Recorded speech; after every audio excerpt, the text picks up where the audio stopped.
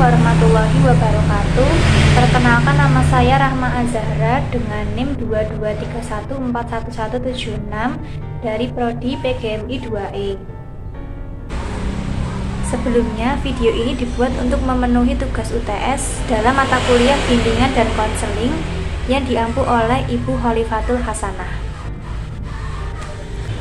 Kali ini saya akan membahas mengenai 3 materi. Yang pertama adalah tujuan dan fungsi bimbingan konseling.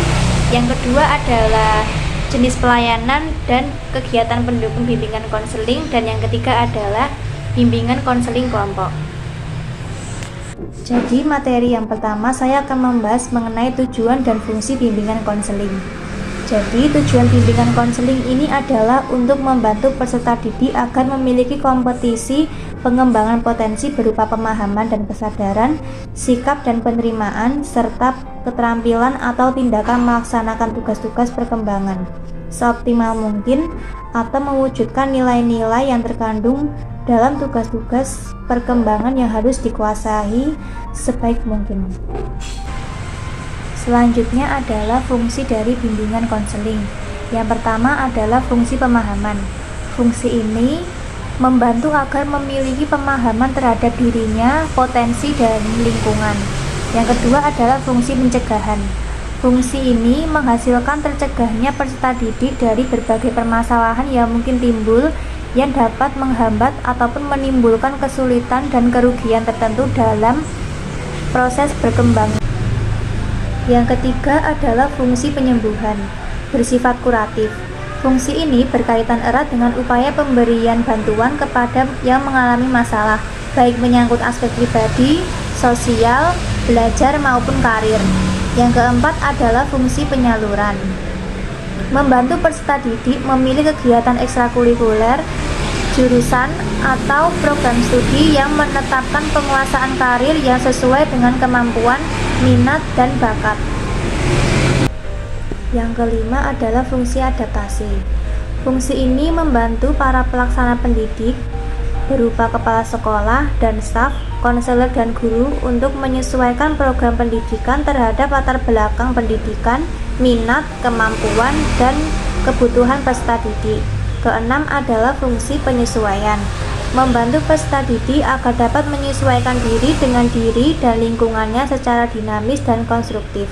Ketujuh, fungsi perbaikan, memperbaiki kekeliruan peserta didik dalam berpikir, berperasaan, dan bertindak dengan melakukan intervensi supaya memiliki pola pikir yang sehat, rasional, dan perasaan yang tepat kepada tindakan produktif dan normatif. Selanjutnya adalah fungsi fasilitasi, memberikan kemudahan dalam mencapai pertumbuhan dan perkembangan yang optimal, selaras, serasi, dan seimbang seluruh aspek dalam diri peserta didik. Yang kesembilan adalah fungsi pemeliharaan, membantu peserta didik supaya dapat menjaga diri dan mempertahankan situasi kondusif yang tercipta dalam dirinya. Materi yang kedua membahas mengenai jenis pelayanan dan kegiatan pendukung dalam bimbingan dan konseling. Selanjutnya adalah layanan dari bimbingan konseling.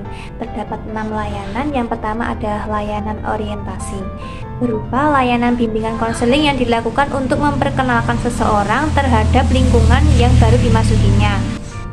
Yang kedua adalah layanan informasi, memberikan pemahaman kepada individu-individu tentang berbagai hal yang diperlukan untuk menjalani suatu tugas atau kegiatan untuk menentukan arah suatu tujuan atau rencana yang dikehendaki. Yang ketiga adalah layanan penempatan dan penyaluran, layanan komunikasi antara guru bimbingan dan konseling dengan siswa sehubungan dengan minat, bakat, dan pemilihan karir yang berujung pada masa depan siswa. Yang keempat adalah layanan bimbingan belajar. Bimbingan belajar merupakan salah satu bentuk layanan bimbingan yang penting diselenggarakan di sekolah yang membantu mengatasi masalah-masalah dalam proses menempuh pendidikan. Yang kelima adalah layanan konseling perorangan.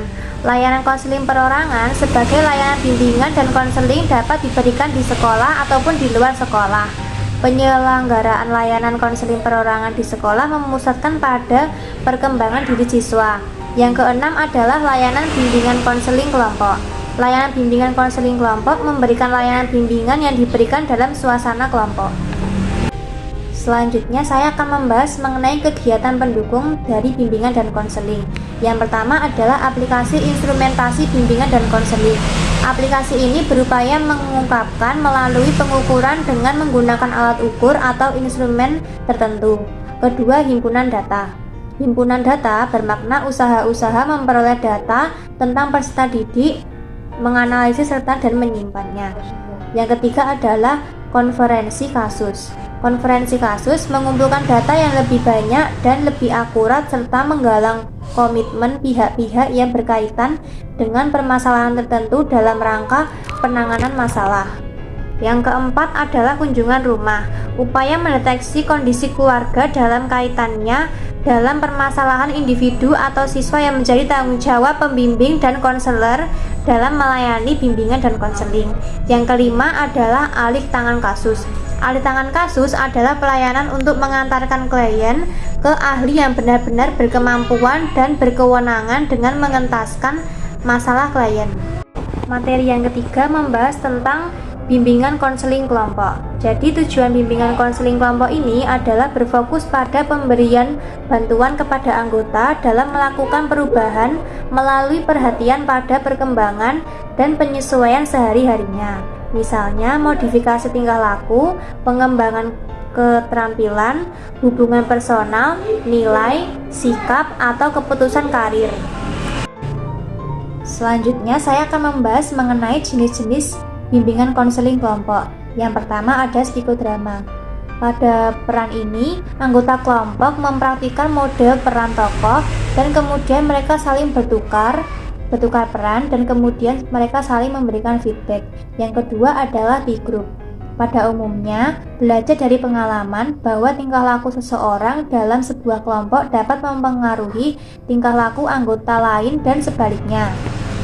Yang ketiga adalah kelompok encounter. Kelompok ini timbul dari T-group dalam usaha untuk memfokuskan diri pada pertumbuhan anggota kelompok secara individu. Kelompok ini lebih menekankan pada ekspresi individual dan pengakuan akan emosi. Yang keempat ada kelompok maraton. Kelompok maraton adalah kelompok pengalaman satu sesi yang diperluas. Selanjutnya adalah kelompok pendukung atau swabantu. Berkembang secara spontan pada satu topik dan dipimpin oleh seorang yang amatir, hanya mempunyai sedikit pengalaman kelompok namun berpengalaman dalam menghadapi situasi.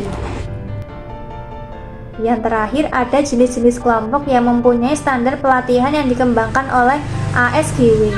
Yang pertama adalah kelompok psikodukasi, mengajarkan kepada peserta kelompok bagaimana menghadapi ancaman potensial, episode perkembangan hidup atau krisis hidup yang terjadi secara tiba-tiba. Yang kedua adalah kelompok konseling. Pada umumnya, kelompok konseling lebih langsung mengubah sikap dan tingkah laku. Kelompok konseling menekankan ketertiban efektif dan peserta.